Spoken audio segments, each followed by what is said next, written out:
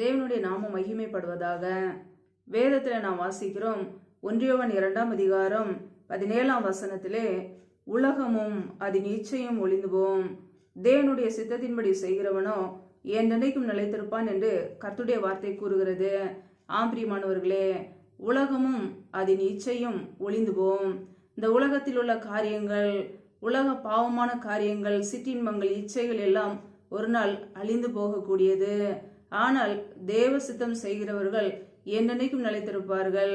நாம் நித்திய ஜீவனை சுதந்திரித்துக் கொள்ள வேண்டும் என்றால் தேவ சித்தத்தை செய்கிறவர்களே இருக்க வேண்டும்.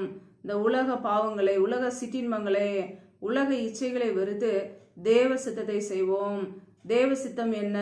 எப்பொழுதும் பரிசுத்தம் உள்ளவர்களாய் நாம் வாழ வேண்டும் என்பதே பிதாவின் சித்தம். பிதாவின் சித்தத்தை நாம் செய்யும் பொழுது பரலோக ராஜ்யத்தை நாம் சுதந்திரித்துக் கொள்ள முடியும்.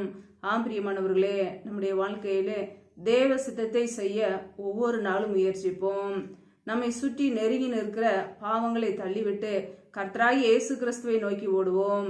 இயேசு கிறிஸ்துவின் வார்த்தையிலே நிலைத்திருப்போம். நித்திய ஜீவனை நாம் சுதந்திரித்துக் கொள்வோம். அதற்காகவே நாம் அழைக்கப்பட்டு இருக்கிறோம். ஹல்லேலூயா.